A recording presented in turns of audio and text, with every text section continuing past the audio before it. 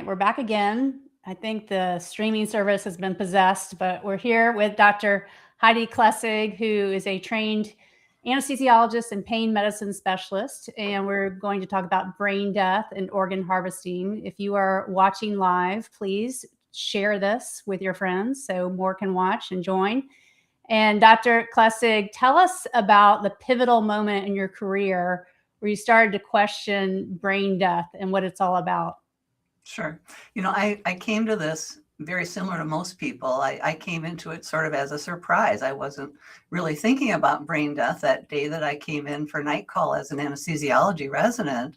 I reported for duty and was told I was going to go up to the ICU and bring down a brain dead man for an organ harvesting. And honestly, it kind of surprised me. I wasn't really thinking about what kind of differences there might be in anesthetizing someone with brain death versus anybody else. So I asked the doctor at the desk, I said, brain death, huh? Is there anything different about this case I should be aware of? And honestly, he made light of it. He laughed and he rolled his eyes and said, oh, just be sure someone's actually declared him brain dead. You know how eager the transplant team can be, which was not what I was looking to hear. So I took a deep breath and I went up to the ICU.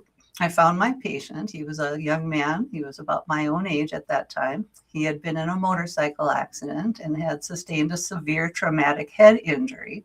The neurologist had been by and had gone through the brain death protocol and had checked all the boxes and thus had declared him to be brain dead. So I went to see my patient. Honestly, the first thought I had walking in there was how glad I was that his family wasn't in the room because, as if you've ever had surgery, anesthesia comes by and we look you over and reassure you that we're going to give you excellent care and you're going to be comfortable and everything's going to turn out fine. But, what would I have said if, I had his family there and we all knew the patient wasn't coming back? So I was glad it was just the two of us. When I looked at him, he sure didn't look dead. He was warm. He was pink. He was moving at times. He had good vital signs, blood pressure, heart rate, oxygen saturation on the monitor. He wasn't on much for drugs, drips, or infusion. So really, he looked just like every other ICU patient I'd cared for, and in fact, better than most. So I went back down to the operating room and I found the staff anesthesiologist who was going to be supervising me for the case. I presented these facts to him and he said, okay, Heidi, what is your anesthetic plan of care?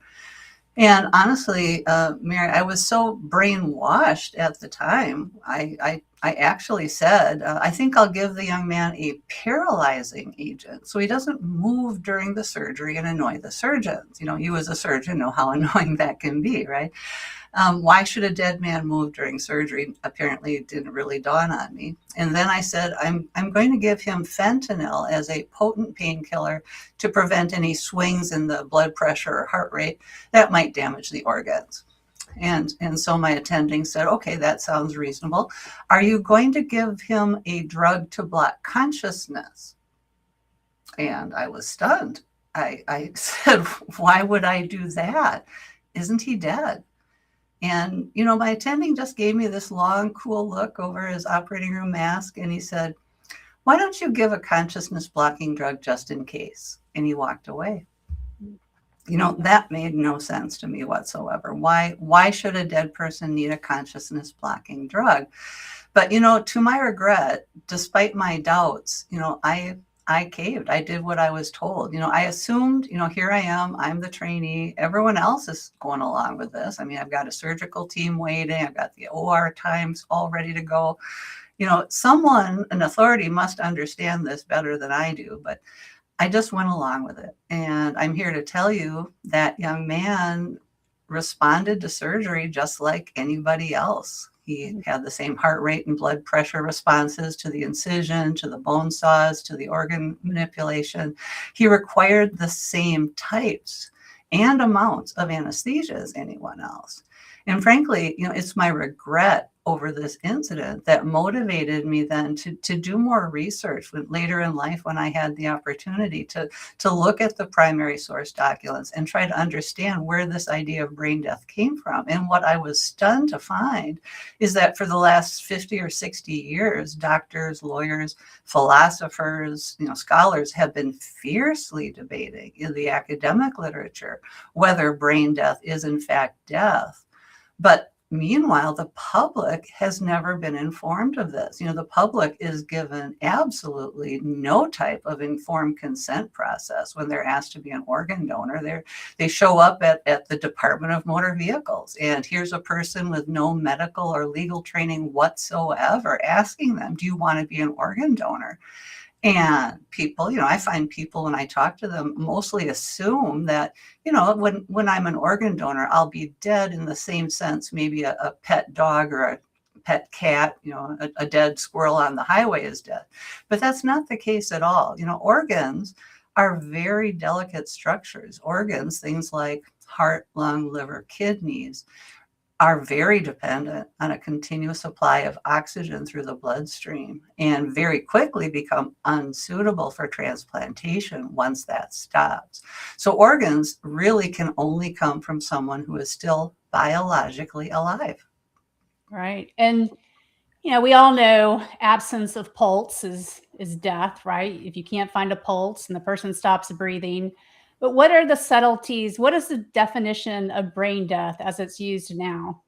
Yeah, that's an excellent point. For thousands of years, nobody needed a doctor to tell them if someone was dead or not. People could recognize death on their own. And as you bring up, death was recognized at home, on the farm, on the battlefield by the loss of heartbeat, the loss of breathing, and critically, the passage of time to be sure there was no possibility of resuscitation.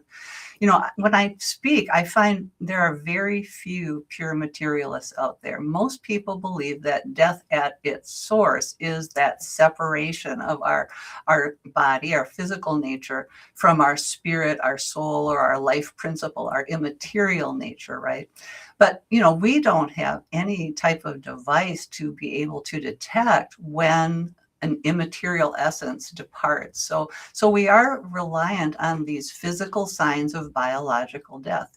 And historically, those have always been the loss of heart rate, the loss of breathing, and the passage of time. That's where our traditions of the wake, the vigil, the visitation come from. These things were important traditions not only to allow people to have time to grieve, but to be sure death had indeed occurred.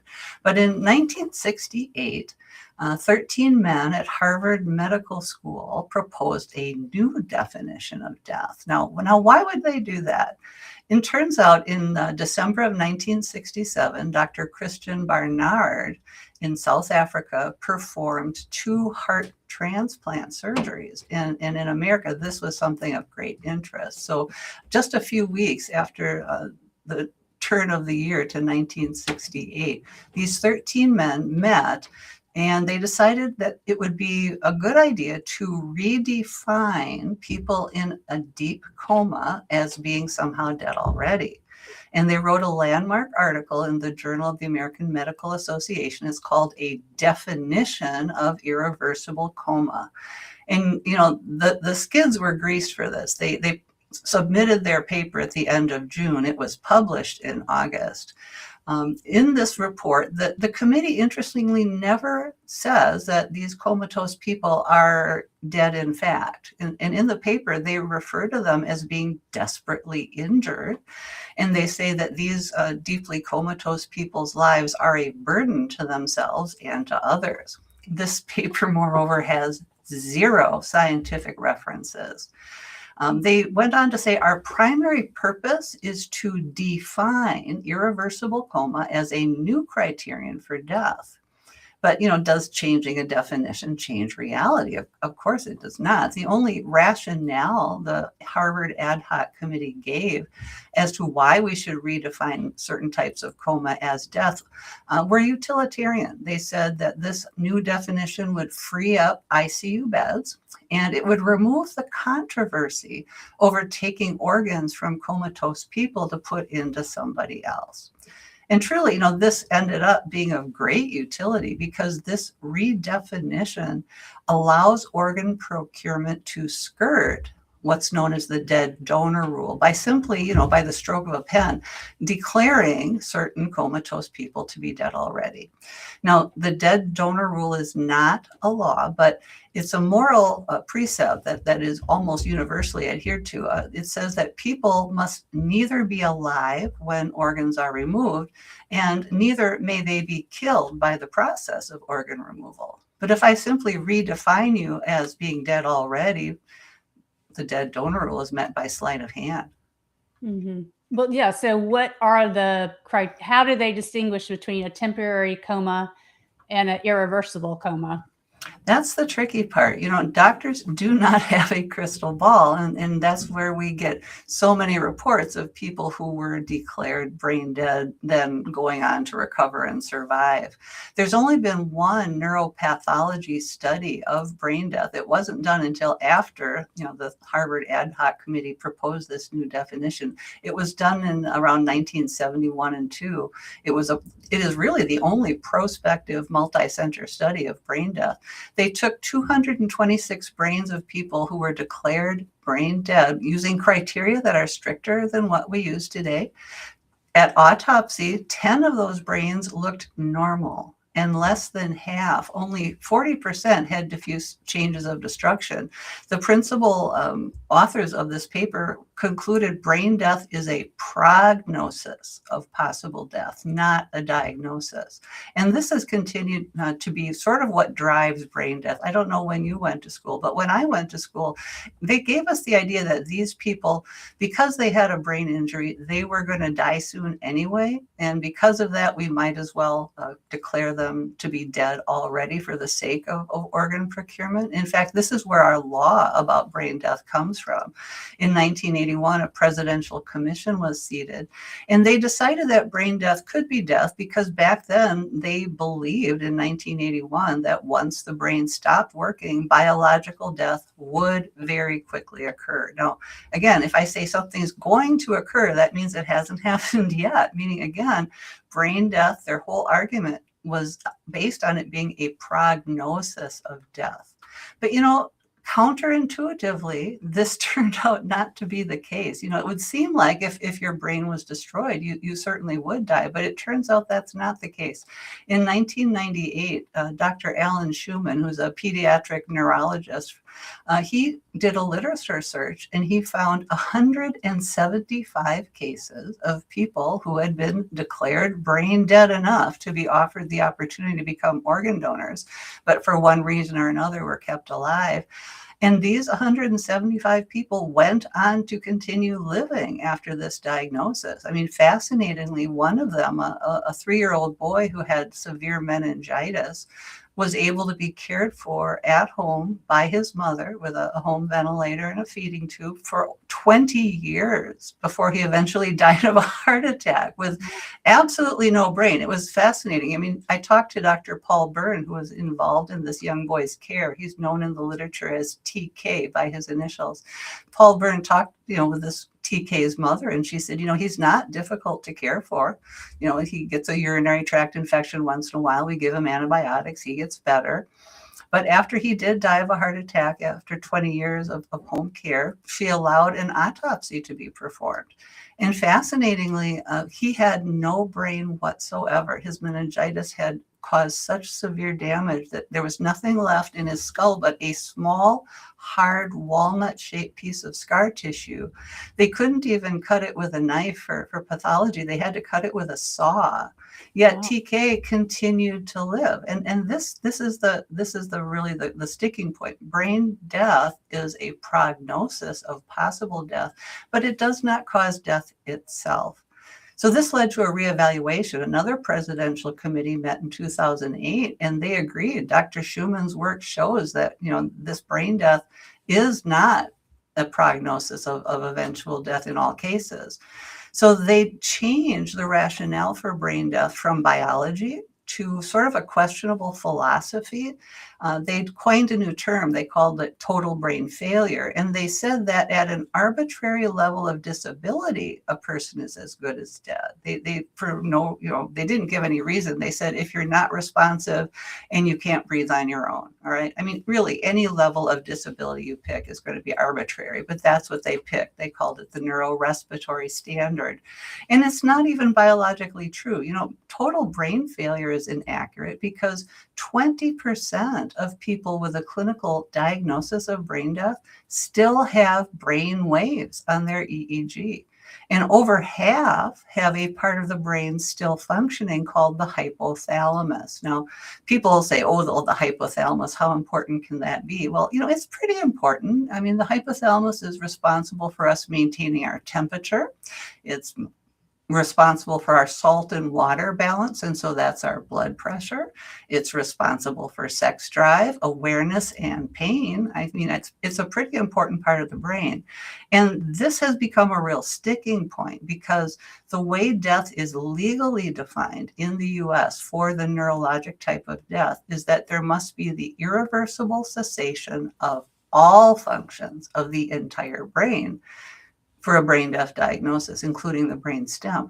But the fact that it is widely known and recognized that over half of these people have continuing hypothalamic function is at odds with the legal definition.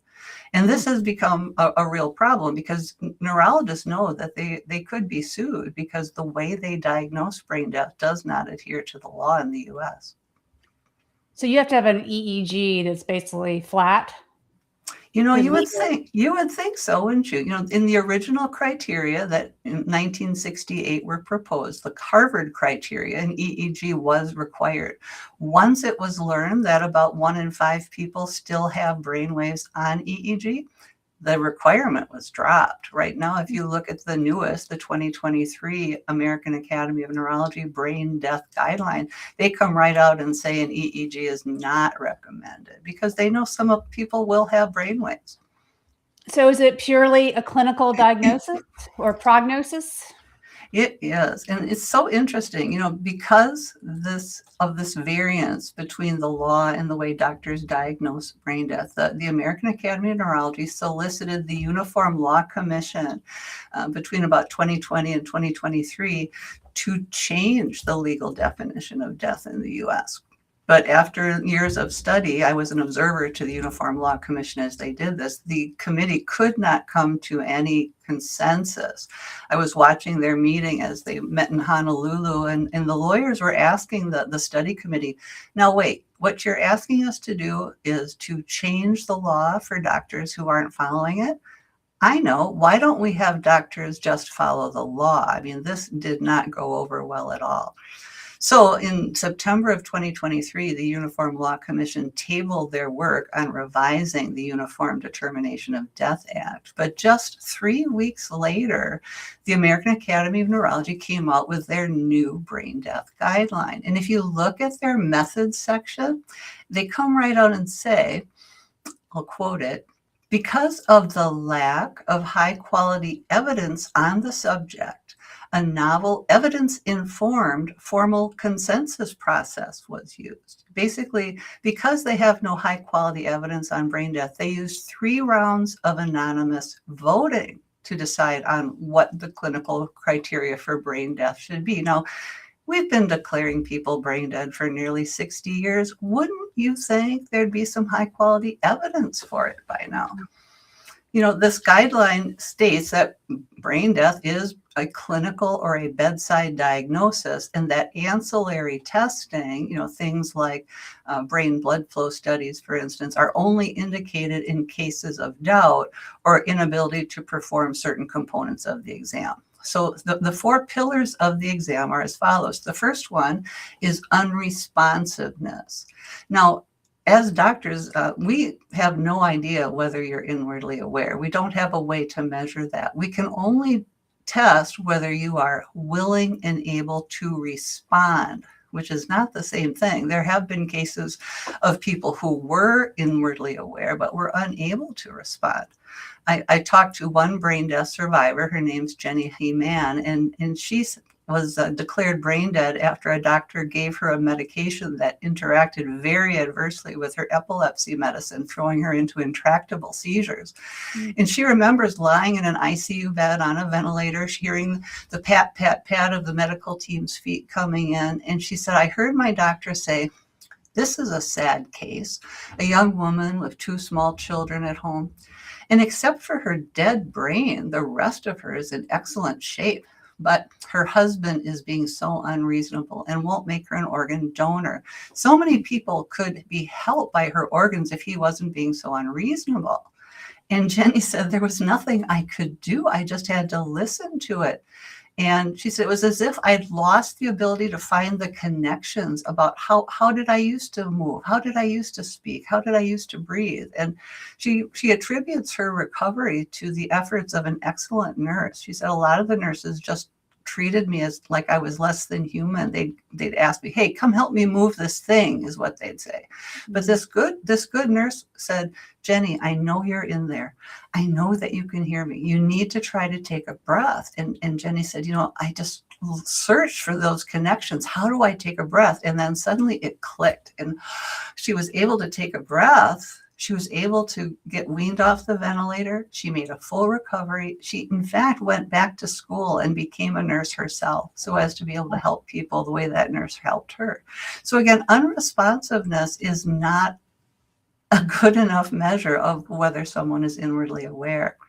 The second pillar of the brain death exam, there can be no motor stimulus to a painful, no motor response to a painful stimulus. But the guideline, it's interesting, I'll quote it. It says, it can sometimes be challenging to determine whether a movement is centrally or spinally mediated based solely on clinical examination. They're saying, if you're a doctor, it's kind of hard, if you're moving patient, is it a volitional movement? Are they moving intentionally, or is it just a reflex, right? In fact, they allow certain movements, and some of them are kind of funny. I mean, they allow movements like moving a limb off the bed. They allow movements like reaching up toward the endotracheal tube, like kind of looks like the universal sign of choking. My favorite one is they allow, if your nipples are brushed, if you open your eyes, they're going to call that a reflex, right? Some of these are just, I don't know how those aren't the reflexes I learned in medical school. Not really, no. And so because they realize it can be difficult, to know whether your moving patient is dead or alive, they actually in the guidelines say, if you're not sure, you can ask a friend, ask a colleague is what they recommend. I mean, how scientific is that? It's very subjective. And then the third pillar would be the neurologic exam. And they give it about 4 or 5 brainstem reflexes that need to be checked. They check your pupil response. They check if shooting cold water in your ears makes your eyes go dizzy. They certainly are not checking the legal standard, which is all functions of the entire brain, including the brainstem. These are not being checked. And the last pillar is the apnea test, in which they withdraw the ventilator and observe for spontaneous breathing. And, they give parameters for blood gas results for it.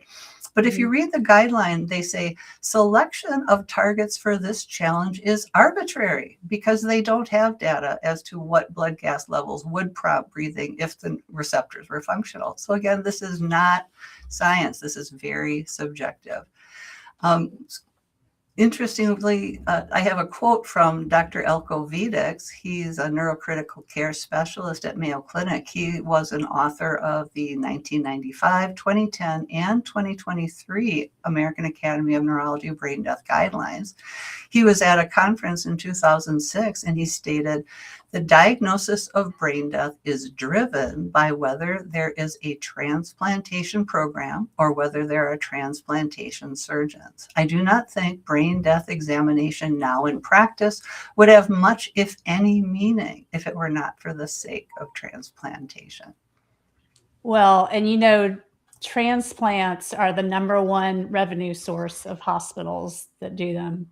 And I mean, what in your experience, and it sounds like with that first experience, there was a transplant team member waiting eagerly for you to declare this patient brain dead.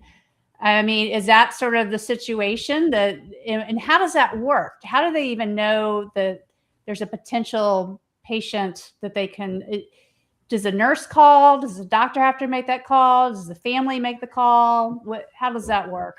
Yeah, there is a reporting requirement from CMS in order for a hospital to receive Medicare and Medicaid funding. They are required to report anyone who might possibly become an organ donor. So, I mean, you don't have to be brain dead. I mean, you just have to be looking poorly, and they are required to make that report. Then a member of an organ procurement organization generally comes and approaches the family and tries to see if they can, make the sale on getting you to be an organ donor. Like, I saw your ex post about how much money this makes at your own hospital, and it's absolutely true. And historically, I haven't talked about the dollars and cents all that much because I think most people who are involved in organ procurement do it out of sort of a misguided sense of zeal, trying to help people who they think still have more of a chance than the person from whom they're taking the organs. But I was on a podcast, and the other guest was someone whose mother had been made an organ donor somewhat against her daughter's will. And when that daughter found out how much money the hospital system makes from organs that they gave away for free, she was outraged. And so now I do speak about it. The Milliman Actuarial Organization comes out about every 5 years with the billable charges for the transplant industry. And they did that last year in 2025. So if you would, let's just talk organs. We're not talking about tissues now. Let's just say we donated a heart, a couple of lungs, a kidney, liver, a pancreas, maybe some intestine. Just those few things are worth over $8 million in potential billable charges. For one patient? That's just the one patient, just those organs. We're not talking about tissues, things like skin, bone, heart valves, corneas. That's just those few organs. And if you look at the Milliman data, in the US in 2025, the transplantation industry was over a $60 billion with a B dollar a year industry, which is not something that's insignificant. I think dollars and cents do play a role. Well, and as bad as it is or seems to be in the US, it's probably 100 times worse in China. Have you looked at what's going on over there? Oh, yes. I'm so happy. Yanya Keelik from American Thought Leaders has a new book coming out on March 17th. And I would recommend that everybody take a look at that because it's really egregious what's going on in China. They're really a state-sponsored organ trafficking organization. For decades now, the Chinese Communist Party has been targeting the Falun Gong practitioners and incarcerating them, subjecting them to blood and tissue typing, and then transplant tourists from around the world, from America, from Western nations. In America, there are still insurance companies that will pay for your trip to go to China to get an organ from a prisoner of conscience.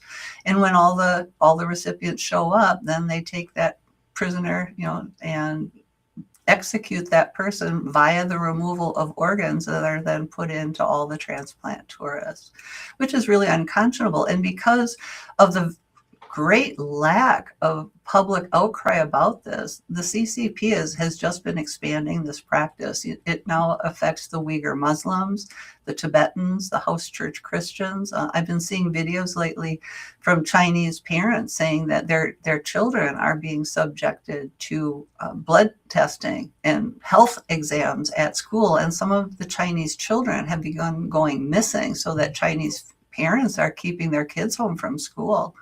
It's absolutely horrendous what's going on. And if you think it's just over there on the other side of the world, I'm sorry to tell you, it's happening in our backyard. I was just on a program with Allie Hopper and Jared Sadulski of Guard Against Trafficking. They do work in Mexico interviewing cartel members who are incarcerated as part of their rehabilitation. And they're hearing, in addition to the trafficking the cartels are doing of sex and labor trafficking, they're hearing more and more about Mexican organ trafficking. They said one cartel member they interviewed told them that it's much easier for the cartels to fly an organ into the US than to smuggle cocaine. And one man said that the most recent victim that he had taken was a street child, a 12-year-old boy, and they'd taken that boy's right eye and shipped it to the US. And it's not at all clear that that young man survived that experience. And so they asked him, how can you consciously, what does your heart tell you about grabbing street children and killing them for organs? And the cartel member said, well, look, everyone in Mexico knows this goes on. And so if we see a child that doesn't have a parent right there with them, we figure the parents don't care. And if I don't grab him, someone else is just going to. So this is going on in our backyard. And they tell, naive Americans that, oh, come to Mexico and get your transplant. We have less regulation down here and it will go faster. And these Americans come down not realizing that, this is, a child is going to be pulled off the street to get you your organ. Well, and people are desperate. So they're willing to overlook the facts. What about Canada and their euthanasia program? Are they euthanizing people and taking their organs?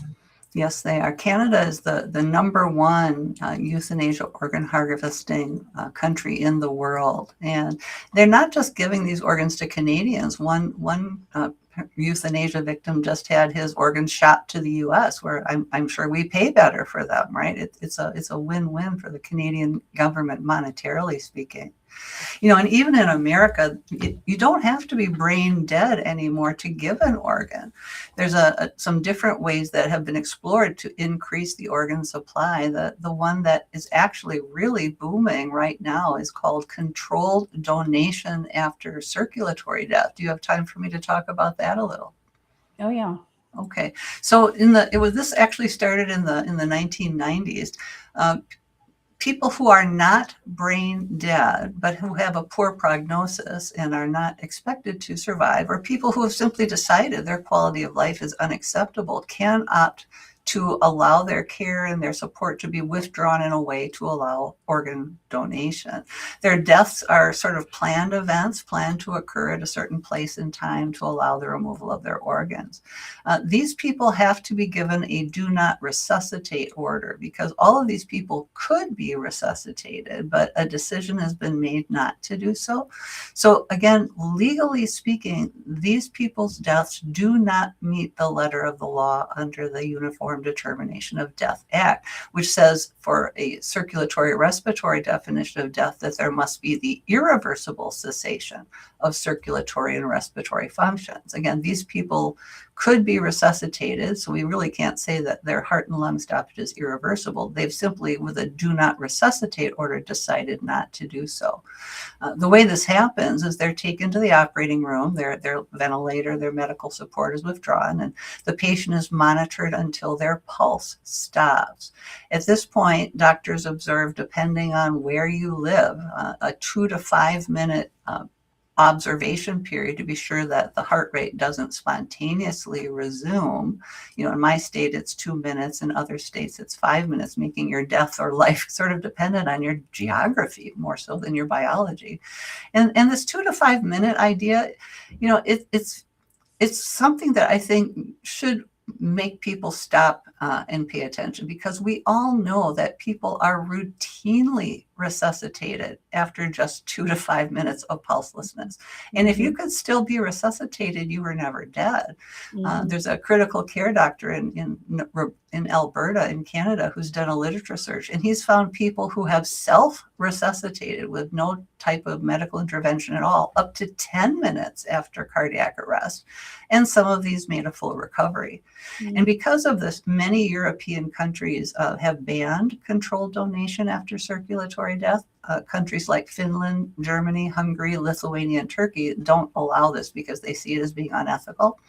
And last July, the New York Times, and I just revel in the fact I can agree with the New York Times once in my life on this. They have an excellent article that came out. It was called "A Push for more organ transplants is putting donors at risk. And they gave cases of these controlled donation after circulatory death, or DCD donors. The one that horrified me the most was Misty Hawkins. She was a young woman with some cognitive disabilities. She was eating lunch when she began choking and suffered a low oxygen brain injury. She was taken to the hospital. She was not brain dead, but doctors told her parents that, Misty probably was going to not get better, and they offered her parents the opportunity to withdraw her care in a way that would allow Misty to become an organ donor. And Misty's mom didn't want her daughter to suffer, and she was told that maybe something good could come out of their tragedy, so she gave her consent. So Misty was taken to the operating room. Her support was withdrawn. It took 103 minutes for her pulse to stop. They observed a 5-minute no-touch period and then immediately began surgery because, as we mentioned at the top of the show, organs very quickly begin to degrade and become unsuitable for transplantation once that circulation stops. But sadly for Misty, when doctors, took that reciprocal saw and sawed open her breastbone and opened her chest, they found her heart had resumed beating and she was gasping for breath. Now, if you can gasp for breath, that also means your brain is working. So the surgeons waved off. The transplant team left the operating room. They found another doctor to stitch her back up. It's not clear, according to the report from the New York Times, whether she was given any anesthesia during that period. And an organ procurement coordinator called Misty's mom and said, "Gee, I'm sorry, it just didn't work out. It just didn't work out for Misty to be an organ donor," and never told her the facts. Did not tell the family what happened to their daughter. It wasn't until the New York Times approached the family for comment that Misty's parents learned the truth about what happened to her, which is, as a mom, I am absolutely horrified by that. What hospital was that? I believe it was in New York, but I don't recall which hospital it was. So who is the typical patient that agrees to this? Is it a similar thing where they're sort of partially injured with a brain injury, but it's not severe? Is that the typical scenario? Yes, it's generally a patient who has a severe brain injury, one that doctors don't think will get better, but it's not as severe as to meet the criteria of brain death. There was another case like this in my neighboring state of Illinois. A young woman with Down syndrome had a aneurysm burst in her brain. And again, she wasn't brain dead, but she was not expected to recover. Her parents, again, gave consent for a DCD organ procurement. Same thing happened. This woman, they were cutting down to her kidneys and found that the aorta had resumed pulses, and this woman also began to gasp for breath. Interestingly, in that case, when the county coroner got a hold of the report, the coroner called it a homicide. That this was straight up homicide. They had killed that woman by opening her up. It's just awful. And if you didn't think it could get darker, I'm sorry to tell you, it can. So there's another variation that people are not told about called NRP, or normothermic regional perfusion. With this, they want to use the DCD protocol, but they want to obtain the heart. And the heart is a very sensitive organ. It's very sensitive to low oxygen. So after the DCD protocol and the heart stops beating for the 2 to 5 minute standoff period, an NRP surgery begins with clamping off the blood flow to the patient's brain and then hooking them up to a bypass machine and doing a full resuscitation on the remaining organs. Now, why do they clamp off the brain? Well, if they did a full resuscitation with the brain getting blood flow, you might wake up. And so this technique is very controversial. It plays fast and loose with the definitions of death under the Uniform Determination of Death Act, because they change your definition of death in mid-procedure. So first, for the procedure. They declare you dead under the circulatory respiratory standard. They say that you've had the irreversible cessation of circulatory and respiratory functions. But because they're going to restart your heart in your own chest, showing, how irreversible was that really, doctors then make you brain dead on purpose by clamping off the circulation to your brain. So now your death is declared under the second arm of the UDDA, the irreversible cessation of all functions of the entire brain, including the brainstem. So now when they hook you up to bypass and your heart starts beating again in your own chest, doctors are legally covered because now you're brain dead, right? This is really controversial. The American College of Physicians, which is the world's largest specialty medical organization, recommended way back in 2021 that NRP be paused. They said the burden of proof regarding the ethical and legal propriety of this practice has not been met. But that's fallen on deaf ears. I mean, the practice is actually increasing across the United States and across the world. Good Lord. Well, I mean, is there a role for transplants other than living donors? But living donors, yeah. But living donors. I am not against transplant. I have friends who, they gave, the mother gave her kidney to her daughter, and this daughter's lived for more than 30 years and is doing well. I'm a big proponent of living donation. And this is something that, is an ethical, wonderful, altruistic thing people can do. A perfect stranger decided to donate her kidney and helped a nurse in my clinic. It's a pain clinic where I work. I mean, this is something we can all do to help one another, and it's very ethical, and it's something we should encourage. But the problem is all these unethical ways of taking organs from people need to be exposed. I think it's very unjust that the people being asked to give the organs are not told about these things. And I'm so encouraged, that HHS with RFK Jr. are actually looking into this process because of the egregious things that are going on. I don't know if you heard the case that started the HHS inquiry, the TJ Hoover case. He was supposedly brain dead, but on the way to organ procurement, he was thrashing and moving around, and he was crying. And the family said, well, what's this? And the organ procurement people said, well, that's just reflexes.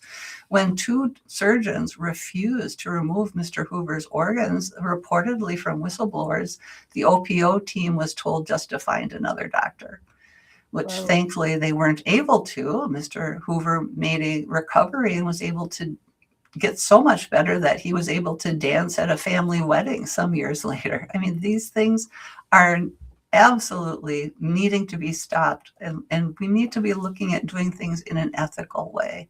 I say to people, what if in 1968 we had decided heart disease or cancer was too difficult, and we just gave up on these patients? I mean, we've really shot ourselves in the foot for neurological care by saying that the most difficult people are just, they're too hard to treat, and we're going to make them into organ donors.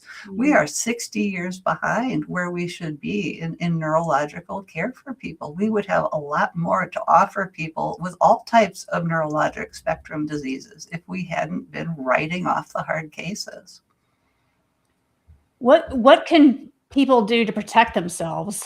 I know you go to the DMV and you basically have to opt out of organ donation. Is that right? Can somebody, if you just get wheeled into the hospital and there's no family there and they look at your driver's license, is that all they need to go off of? It's very tricky because most people do believe that we have an opt-in system, and they believe if they haven't opted into being an organ donor, they think they're safe, which is not at all the case. In 2006, the Uniform Anatomical Gift Act was revised to require a specific refusal to donate. Because if, in the case you mentioned, if I would come into a hospital and I'm incapacitated, I can't communicate, and if my family or healthcare surrogate can't be found in a timely fashion, the hospital administrator is empowered to donate my organs or body on my behalf. Mm. And there's actually a court case going on in New York State about this. An elderly grandma with a little dementia, her name was Miriam Hoyos de Baldrich, wandered away from home and unfortunately got hit by a subway train and was taken to a New York hospital. Now, her family says there was information in her pocket that would have led to her identification, and they had filed a missing vulnerable adult report. But at the hospital, they said they couldn't find any specific refusal for this woman about not wanting to be a donor. And she went ahead and actually was, in blunt terms, she was killed by the removal of her organs, and that's how she died. Her family is suing, and I hope it goes somewhere, but that is the letter of the law. So I tell people I don't recommend that anybody should be a registered organ donor, because that is legally binding. I mean, if you sign an organ donor registration, organ procurement organizations have successfully sued in court over families' objections and have taken organs from people where the family objected because that person had signed a donor card without any informed consent, not knowing what it meant and what it would do to their family. So I say I would not be a registered organ donor. On my website, there is a button. If you go to www.respectforhumanlife.com and scroll down the home page, there is a button talking about how you can get off the donor list and how to check the National Donor Registry if you think you might be on that list. There's also links to a life-affirming healthcare power of attorney document so that you have the instructions made for those who will be making decisions for you about your wishes in this regard. And there's also a link to a I refuse to donate wallet card that you can fold around your driver's license just to make everything clear. Wow. And you also have a book. Tell us the name of your book. Yeah, my book is called The Brain Death Fallacy. And if you're a doctor or a nurse, it's fully referenced. And again, I always like to offer, just sort of a word of encouragement to doctors and nurses. Like me, you were told that this is the thing, this was science. And as doctors and nurses, there's no way we can possibly personally research everything we are taught. We're forced to take so much on the basis of our authorities who learned it from their authorities. So in the brain death fallacy, I've got all the references there that you can see where this information came from. So you can understand how on earth this all came to be. And then in addition to the website, then I also have my YouTube channel where I have, if you have family members that maybe aren't medically inclined, I've made some very short, easy to understand videos about brain death, controlled donation after circulatory death, NRP, what about donating your body to science, all kinds of interesting things. And again, nobody likes to think about death, but I do recommend, please look at these things when you're, clothed and in your right mind. I mean, don't wait until the worst day of your life happens and you haven't eaten, you haven't slept, you're looking at a loved one on a ventilator. It's going to be very difficult at that time to make a good decision. Look at these things now and decide what's right for you. Yeah, excellent advice. Well, thank you so much, Heidi, for coming on. This was very interesting and a wealth of knowledge, and I really appreciate you coming on. Thank you so much.